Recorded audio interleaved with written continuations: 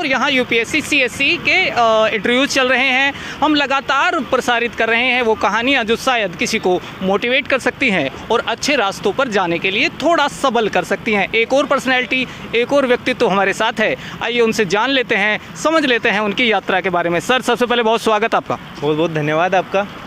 अच्छा सर, सबसे पहले अगर मैं आपके बारे में थोड़ा जान पाऊँ, थोड़ा समझ पाऊँ। मैं मनोज मेहरिया मेरा नाम है, मैं सीकर राजस्थान से हूँ और अभी इंडियन रेवेन्यू सर्विसेज में हूँ और ये मेरा तीसरा अटैम्प्ट है। तो और सिलेक्शन दूसरे अटैम्प्ट में हुआ था। अब इस बार देखते हैं सर्विस चेंज होती है कि नहीं होती है। अच्छा, IRS आप अभी हैं, IAS बनने की ये मुहिम चल पड़ी है, तो मुझे थोड़ा बताइए इंटरव्यू कैसा रहा आपका? पहले इंटरव्यू बहुत अच्छे गए, 2 इंटरव्यू हो गए तो दोनों बहुत सही हैं और अब बाकी तो नंबर्स पर डिपेंड करेगा कि कितने नंबर हैं। अच्छा, क्या आप कुछ रिकॉल कर पा रहे हैं? पहला सवाल, वो पहली मुलाकात, वो सामने बोर्ड और क्या आपसे पूछा गया इस बार का? जी, इस बार कोई चाइना को लेकर था क्वेश्चंस की। चाइना में उसका कम्युनिस्ट पार्टी के बेसिस पे ब्यूरोक्रेसी है, अपने इंडिया में ब्यूरोक्रेसी का सिस्टम अलग है, तो उस पर कोई ओपिनियन बेस्ड क्वेश्चंस थे। अच्छा, कोई ऐसा सवाल था जिससे आप मतलब एक तरह से हक्के बक्के रह गए हो कि यार इसकी तैयारी मैंने की ही नहीं थी, ये आया तो कहाँ से आया? या फिर कोई ऐसा सवाल जो आपके लिए ही बना था, मैं तो इसे तैयारी करके आया था? ऐसा सवाल हक्का बक्का वाला तो नहीं था कुछ, पर ये था कि एक आरबीआई पर कुछ फैक्चुअल क्वेश्चंस पूछे थे कि आरबीआई का कौन से नंबर का गवर्नर है अभी, जो शक्तिकांता दासा हैं, तो वो सब चीज़ें मुझे नहीं पता थी, जो फैक्चुअलिटी थी। बाकी मैं क्रिकेट खेला हुआ हूँ नेशनल तक, तो क्रिकेट से रिगार्डिंग कुछ क्वेश्चंस थे वो पूछे गए थे, तो उसका मुझे पता था। जैसे सर क्रिकेट वाले वही कि आईपीएल के रिगार्डिंग कुछ क्वेश्चंस थे, वे कि आईपीएल इकोनॉमी में कितना कंट्रीब्यूट कर रहा है, सही है कि नहीं है, बाकी स्पोर्ट्स से रिलेटेड वीज़ आईपीएल का जो करिश्मा है वो, तो यही ही थे मतलब। अच्छा सर, यूपीएससी की आपकी यात्रा कब से शुरू होती है, कैसे शुरू होती है? सर 2020 से चालू होती है। 2022 सिविल सर्विस 21 में मेरा पहला अटैम्प्ट था, उसमें मेरा मेंस नहीं हुआ था, प्रीलिम्स हो गया था। 2022 में मैं सेलेक्ट हो गया, अब ये 2023 है, बस इतनी सी है। काफ़ी सफलता प्राप्त करती हुई ये यात्रा है और इतनी सी कह देना आसान है। खैर, मैं जानना चाहूँगा कि कब आपने, कैसे आपने बहुत इसमें स्ट्रगल किया है, कैसे तैयारी की है, आपकी नीति रणनीति के बारे में अगर मैं यूपीएससी के बारे में। सर स्ट्रगल तो मैं नहीं कहूँगा कि स्ट्रगल है ना। आप एक स्ट्रेटजी बनाकर प्रिपरेशन करिए, स्मार्ट स्टडी करिए, सिलेक्शन बहुत जल्दी हो जाता है, फटाफट हो जाता है। अगर आपको बहुत ज़्यादा साल लग रहे हैं तो कहीं ना कहीं आपकी स्ट्रेटजी में गलती है ना। तो स्ट्रेटजी तो बाकी आपको इंटरनेट पर बहुत जगह मिल जाएगी, वही बेसिक सोर्सेज हैं, उनसे आप सिलेबस यूपीएससी देती है, उस सिलेबस को सोर्सेज से अपने नोट्स बनाइए, रिवीजन करते रहिए, वैल्यू एडिशन करते रहिए, जो करंट्स हैं उनको पढ़ते रहिए और खुद को मोरल बूस्टअप रखिए, है ना। मेहनत करोगे तो सक्सेसफुल पक्का बनोगे, ऐसा कुछ कोई नहीं है जो मेहनत करके नहीं होता है ना। तो बस और खुद पर काम करते रहिए, हमेसा अपनी पर्सनैलिटी को इम्प्रूव करते रहिए। लग ही रहा है कि राजस्थान वीरों की जो भूमि है वहाँ से हम एक पर्सनैलिटी से बात करें। अच्छा, मुझे प्रीलिम्स के बारे में थोड़ा बताइए। आजकल ये मान्यता सी हो गई है कि प्रीलिम्स बहुत टफ हो रहा है, सीसेट का लेवल बढ़ा है, तो उसके बारे में आपकी नीति रणनीति? दोनों में लेवल को लेकर नहीं बात करनी चाहिए, हमें बेसिक्स को, जो फंडामेंटल चेंजेस उसमें आए हैं उसको लेकर बात करनी चाहिए। प्रीलिम्स में क्या है, जो प्रीलिम्स का पैटर्न है उसमें चेंज लेकर आए हैं और एक जो ह्यूमन टेंडेंसी होती है इनर्शिया की कि भाई चेंज को इतना जल्दी एक्सेप्ट नहीं करते हैं, कहीं ना कहीं वो दिक्कत है। बाकी जिसके फंडामेंटल्स स्ट्रॉन्ग हैं उसने प्रीलिम्स आराम से पास कर लेते हैं। फॉर एग्जांपल मेरा लास्ट ईयर 8 मई को इंटरव्यू था, 28 मई की प्रीलिम्स थी, 23 को बीच में रिजल्ट आया था, तो उस वजह से बहुत सारा टाइम वेस्ट हुआ था, मतलब डाइवर्ट हो गया। तो प्रीलिम्स की कोई स्पेसिफिक तैयारी नहीं हुई ना मेरी, लेकिन मेरा भी पास हुआ है। उसके पीछे रीज़न ये है कि जो बेसिक्स होते हैं आपके, है ना, उनमें आपकी कमी निकाल नहीं पाए कोई एग्जामिनर। बाकी बेसिक्स से जो अटपटे से कोई जो सवाल आते हैं जिनको लेकर बहुत सारे कैंडिडेट्स कई बार थोड़ा सा एग्ज़ाम में घबराहट वगैरह हो जाती है, उनसे बचना चाहिए। बचना इन द सेंस कि वो इग्नोर करने के लिए क्वेश्चंस होते हैं। आप अपने बेसिक्स को स्ट्रॉन्ग रखिए, प्रीलिम्स अपने आप होता है।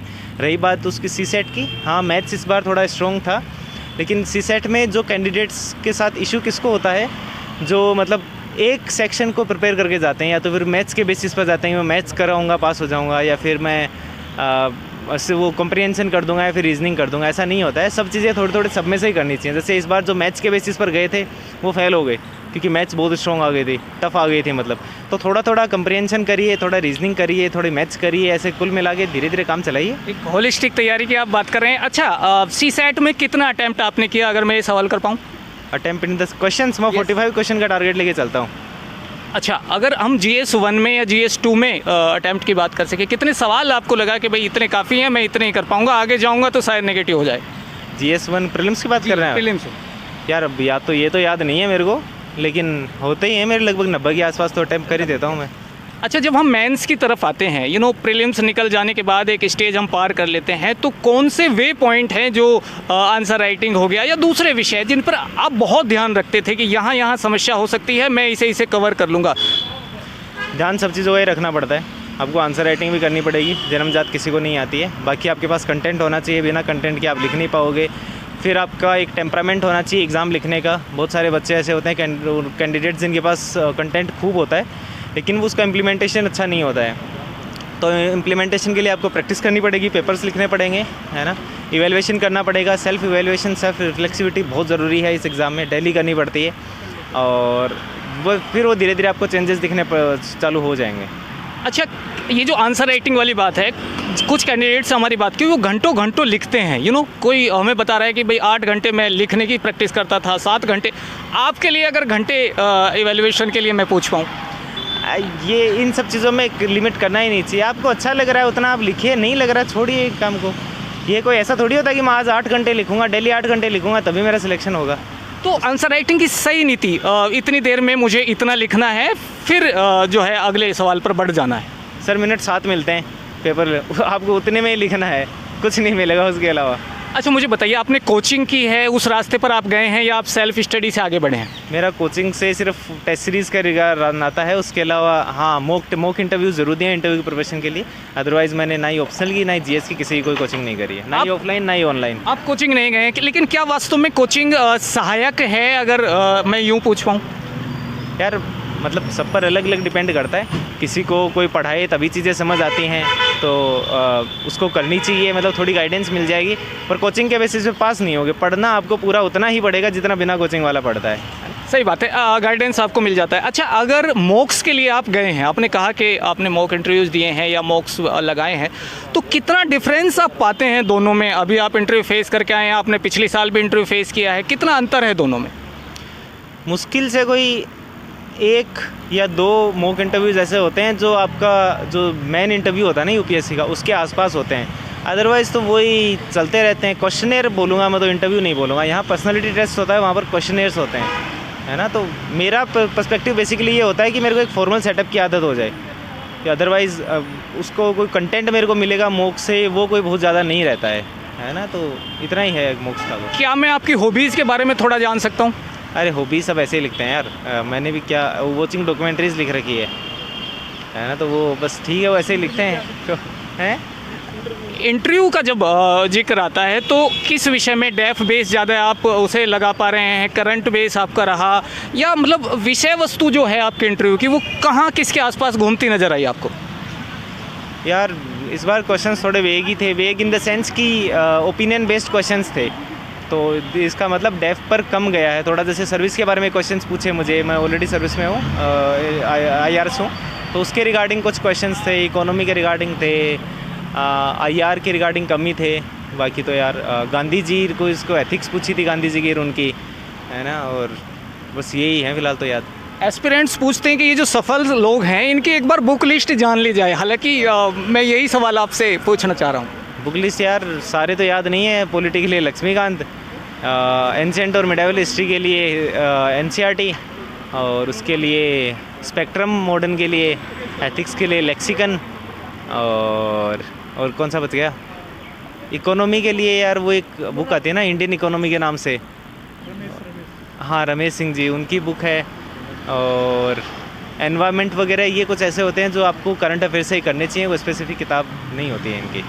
अच्छा, मुझे बताइए, जो लोग आपको देख रहे हैं, जो एस्पिरेंट आपको देख रहे हैं, अंत में उनके लिए एक मैसेज, उनके लिए आपका संदेश। बिल्कुल भी मुश्किल एग्ज़ाम नहीं है। मुश्किल एग्ज़ाम इन द सेंस कि चैलेंजिंग एग्ज़ाम है, आपको बहुत एफिशिएंसी लानी पड़ेगी, आपको मेहनत भी करनी पड़ेगी लगातार, लेकिन ऐसा नहीं है कि पास नहीं हो सकते।